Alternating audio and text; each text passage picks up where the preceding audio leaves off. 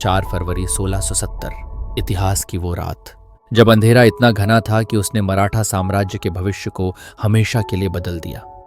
सह्याद्री की पहाड़ियों में खड़िद्दा था वो अजेय किला कोंढाणा, जहां उस रात शायद हवाएं भी खौफ से ठहर गई थीं। हम सब ने छत्रपति शिवाजी महाराज के शेर तानाजी मालुसरे की जीत की कहानी सुनी है। हम जानते हैं कि कैसे उन्होंने अपने बेटे की शादी छोड़कर स्वराज के लिए अपनी जान दे दी। लेकिन इतिहास की किताबें हमें वो सब कुछ नहीं बताती जो उस रात असल में हुआ था। वो हमें उस रात के अनसुने, अनदेखे रहस्यों के बारे में नहीं बताती, जिन्होंने इस अविश्वसनीय जीत की नींव रखी थी। सब जानते हैं कि तानाजी ने कोंढाणा जीता, पर यह बहुत कम लोग जानते हैं कि उस रात के अंधेरे में एक ऐसा राज छिपा था जिसने असल में मराठों को जीत दिलाई थी।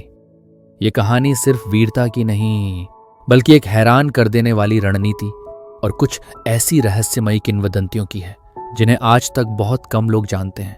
आखिर क्या था वो राज जो सिर्फ तानाजी और उनके 300 मावले जानते थे?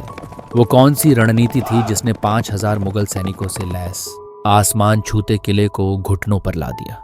और वो किंवदंती, वो रहस्यमयी साथी जिसके बिना कहते हैं ये जीत नामुमकिन थी, क्या वो सच थी? चलिए आज इतिहास के पन्ने पलटकर उस काली रात के हर एक पल को फिर से जीते हैं और जानते हैं उस रहस्य के बारे में जिसने मराठा साम्राज्य का इतिहास बदल कर रख दिया। उस रात के रहस्य को समझने से पहले यह समझना होगा कि कोंढाणा सिर्फ एक किला नहीं था। वो मराठा स्वाभिमान का प्रतीक था और स्वराज की राजधानी पुणे पर लटकती एक तलवार के जैसा था। समुद्र तल से करीब 750 मीटर ऊपर बना यह किला अपने आप में एक अभेद्य दीवार था। इसकी सीधी और चिकनी चट्टानी दीवारों पर चढ़ना तो दूर, उन्हें देखने भर से हिम्मत टूट जाती थी। 1950 में हुई पुरंदर की संधि में यह किला मराठों के हाथ से निकलकर मुगलों के पास चला गया।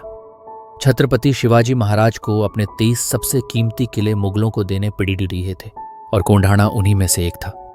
ये बात शिवाजी महाराज और राजमाता जीजाबाई के दिल में कांटे की तरह चुभ रही थी। राजमाता जीजाबाई जब भी अपने महल से कोंढाणा की तरफ देखती तो उस पर लहराता मुगलों का हरा झंडा उन्हें एक अपमान जैसा लगता था। यह सिर्फ एक किले का नहीं, स्वराज की आन का सवाल था और इस किले को और भी खतरनाक बनाता था उसका किलेदार उदयभान राठौड़। उदयभान कोई मामूली सूबेदार नहीं था, वो एक राजपूत योद्धा था जो औरंगजेब की सेना में जा मिला था। वो जितना बहादुर था उतना ही क्रूर भी।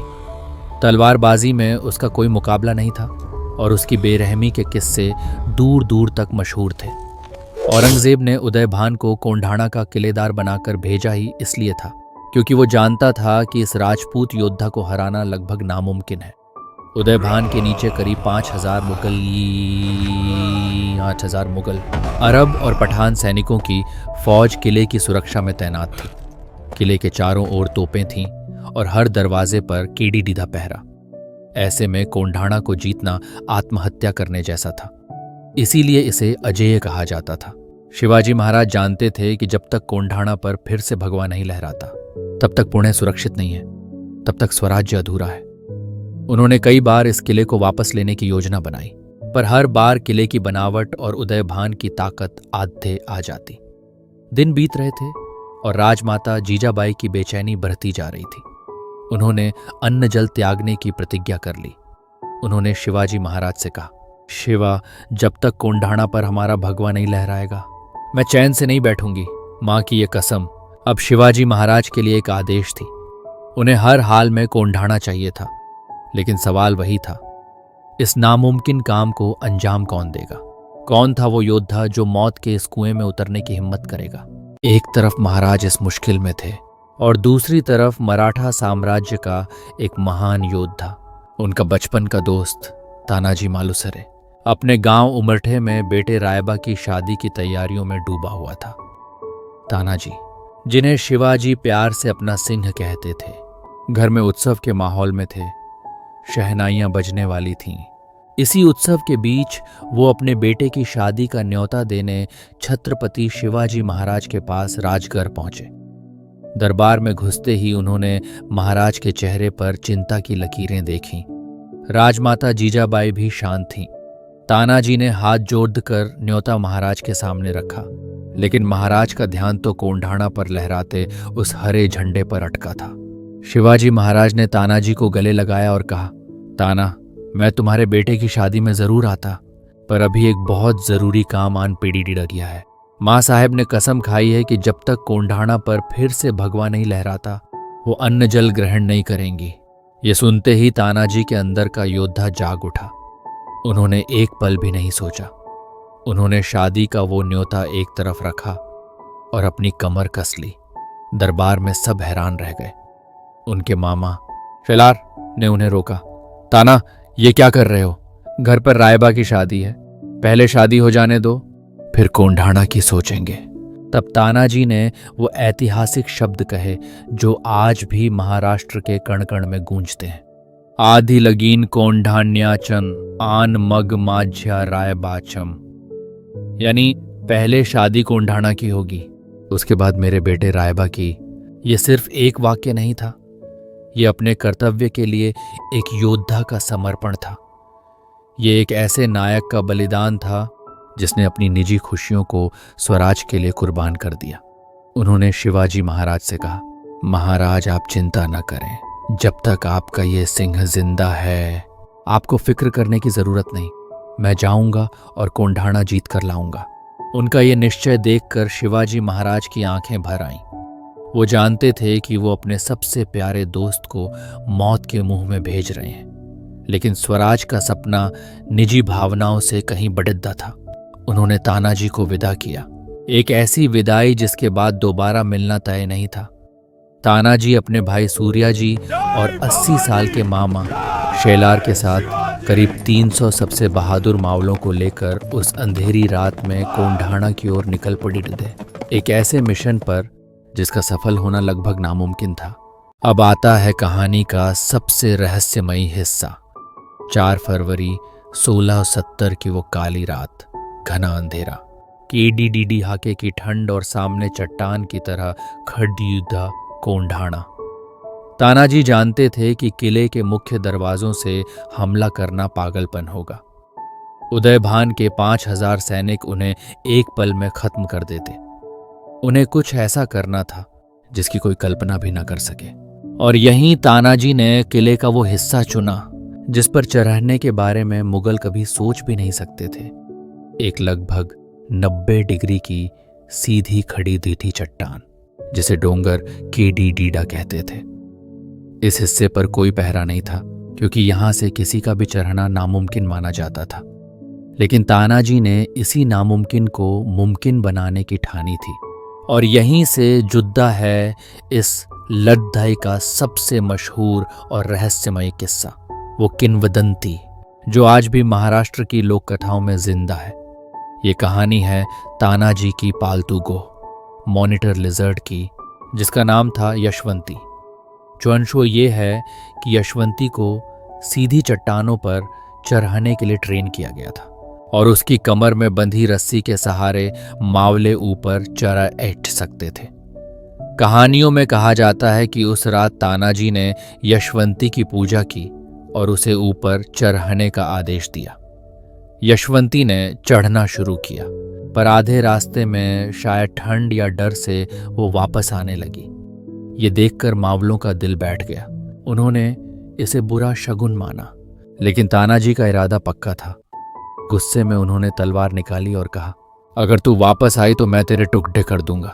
कहते हैं ये सुनकर उस जानवर में भी बिजली सी कौंध गई और वो दोबारा पूरी ताकत से ऊपर चढ़ी और चट्टान पर जाकर अपनी पकड़ी DDH मजबूत कर ली। तो सवाल ये है कि क्या ये सच है? क्या वाकई एक जानवर के सहारे इतना बड़िदा किला जीता गया? देखिए, ज्यादातर आधुनिक इतिहासकार इसे एक प्रेरणादायक लोक कथा ही मानते हैं।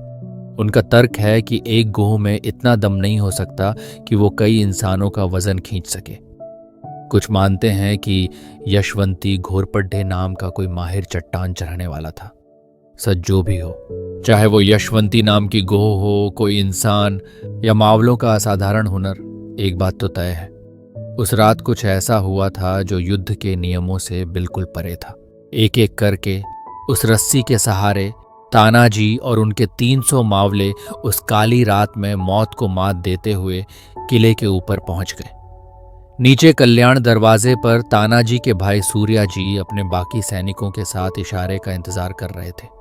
योजना थी कि तानाजी ऊपर पहुंचकर दरवाजा खोलेंगे और फिर दोनों तरफ से एक साथ हमला होगा। तानाजी और उनके मावलों ने बिना आवाज किए किले में अपनी जगह ले ली। चारों तरफ मौत जैसा सन्नाटा था। किले के अंदर उदयभान और उसके सैनिक जीत के नशे में नाच गाने में डूबे थे। उन्हें अंदाजा भी नहीं था कि मौत उनके सिर पर नाच रही है। जैसे ही तानाजी और उनके मुट्ठी भर मावलों ने किले के ऊपर कदम रखा, हवा का रुख बदल गया। अचानक हर हर महादेव के जयकारे ने कोंढाणा की खामोशी को चीर दिया। इससे पहले कि नशे में धुत मुगल सैनिक कुछ समझ पाते, महावलों की तलवारें उन पर कहर बनकर टूट पड़ी। हर तरफ भगदड़ मच गई। जो सैनिक कुछ देर पहले जश्न मना रहे थे, वो अब जान बचाने के लिए भाग रहे थे। इसी बीच तानाजी के सैनिकों ने कल्याण दरवाजा अंदर से खोल दिया। सूर्या जी के नेतृत्व में बाकी मराठा सेना भी जय भवानी, जय शिवाजी के नारों के साथ किले में घुस गई। अब मुगल सेना दो तरफ से घिर चुकी थी। ये खबर जब किलेदार उदयभान तक पहुंची तो वो गुस्से से आग बबूला हो गया।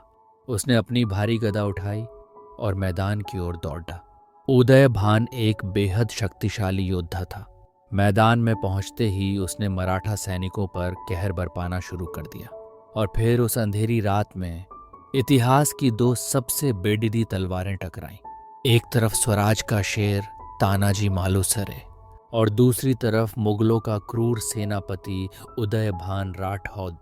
दोनों के बीच एक भयानक युद्ध शुरू हुआ। तलवारों की टकराने की आवाज से पूरा किला गूंज रहा था। दोनों योद्धा एक दूसरे पर पूरी ताकत से हमला कर रहे थे। लड़ाई काफी देर चली। दोनों योद्धा बुरी तरह थक चुके थे। तानाजी, जो दिन भर की यात्रा और सीधी चट्टान चढ़ने के कारण पहले ही थके हुए थे, उदयभान के हर वार का बहादुरी से जवाब दे रहे थे। लेकिन तभी युद्ध के एक नाजुक मोड़ पर उदयभान के जोरदार वार से तानाजी की ढाल टूट गई। अब तानाजी के पास बचाव के लिए कुछ नहीं था। उन्होंने अपने सर पर बंधा कपडेड्डा अपने हाथ पर लपीटा और उसी से उदयभान के वार रोकने लगे। लेकिन एक निहत्थे योद्धा कब तक एक हथियारबंद दानव का सामना करता? उदयभान ने मौका देखकर एक और घातक वार किया जो सीधे तानाजी के सीने में जा लगा। स्वराज का वो शेर, शिवाजी महाराज का वो बचपन का दोस्त हर हर महादेव कहते हुए जमीन पर गिर पड़ा। तानाजी के गिरते ही मराठा सेना का हौसला टूटने लगा। अपने सरदार को गिरता देखकर मावलों के पैर उखड़ दहने लगे। उन्हें लगा कि अब सब खत्म हो गया। कुछ सैनिक जान बचाने के लिए वापस उसी चट्टान की ओर भागे जहां से वो चढ़कर आए थे। एक जीती हुई बाजी हार में बदलती दिख रही थी। जिस वक्त मराठा सेना हार मानकर पीछे हट रही थी, उस वक्त तानाजी के भाई सूर्याजी मालुसरे ने वो किया जिसकी किसी ने कल्पना भी नहीं की थी। उन्होंने अपने प्यारे भाई का शव जमीन पर देखा, अपने सैनिकों को भागते हुए देखा और उनके अंदर का ज्वालामुखी फट पड़ा। वो बिजली की तेजी से उस चट्टान की तरफ भागे और अपनी तलवार से वो रस्सी काट दी जिसके सहारे मावले ऊपर चढ़े थे। अब भागने का कोई रास्ता नहीं बचा था। सूर्याजी ने अपनी तलवार हवा में लहराई और गरजे, अरे कायरों, कहाँ भागे जा रहे हो? क्या भूल गए कि तुम शिवाजी महाराज के मावले हो?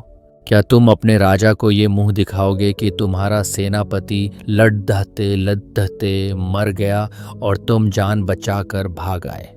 मेरा भाई वहां मरा पड़ा है। अब पीछे हटने का कोई रास्ता नहीं।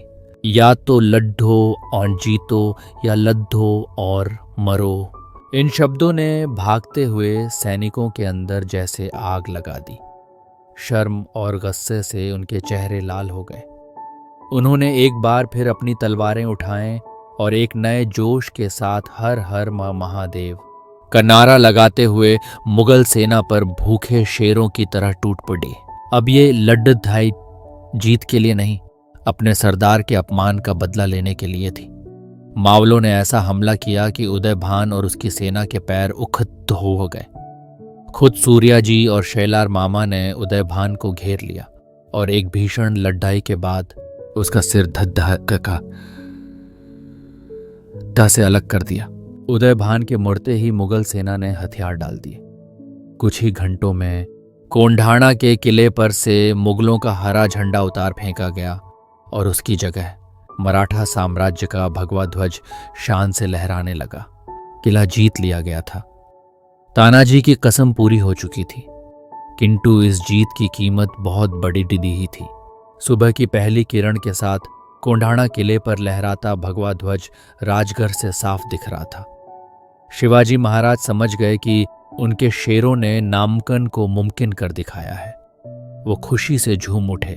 महाराज अपने सबसे प्रिय मित्र का स्वागत करने कोंढाणा की ओर चल पड़े डटे। लेकिन जैसे ही वो किले के पास पहुंचे, जश्न का शोर एक अजीब सी खामोशी में बदल गया। उन्होंने देखा कि मावे जीत की खुशी मनाने के बजाय चुपचाप खड़े हैं और उनकी आंखों में आंसू हैं। शिवाजी महाराज का दिल बैठ गया और फिर उन्होंने वो मंजर देखा जिसने उनके पैरों तले जमीन खसका दी। एक पालकी में उनके बचपन के दोस्त थमती लिए, उनके सिंह तानाजी मालुसरे का शव रखा हुआ था। शिवाजी महाराज टूट गए। वो अपने सबसे बहादुर योद्धा के शव के पास घुटनों के बल बैठ गए और उनकी आंखों से आंसुओं की धारा बह निकली। उस वक्त उनके मुंह से वो तारीखी SHBD निकले जो मराठा इतिहास में हमेशा के लिए अमर हो गए। कड़ाला पण सिंह गेला की। इसका मतलब था किला तो मिल गया पर मेरा शेर चला गया।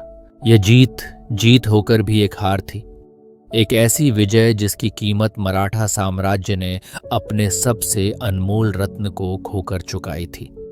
छत्रपति शिवाजी महाराज ने अपने उस वीर दोस्त को श्रद्धांजलि देने के लिए किसा की कोंढाणा किले का नाम बदलकर सिंहग्राह रख दिया, यानी शेर का किला। आज भी यह किला पुणे के पास शान से खड़ा है और हमें तानाजी मालुसरे की अमर वीरता, उनके निस्वार्थ बलिदान और उस काली रात के रहस्य की याद दिलाता है। ये हमें याद दिलाता है कि आज़ादी और स्वाभिमान की एक कीमत होती है जिसे तानाजी जैसे वीर अपनी जान देकर चुकाते हैं। तानाजी मालुसरे की इस अमर वीरता और बलिदान के लिए एक लायक तो बनता है। अगर आपको इस कहानी ने प्रेरित किया है और आपको तानाजी की वीरता पर गर्व है तो इस वीडियो को हर भारतीय के साथ शेयर करें और कमेंट्स में जय भवानी, जय शिवाजी लिखना न भूलें। आप अगले वीडियो में किस महान योद्धा की कहानी जानना चाहेंगे, हमें ज़रूर बताएं।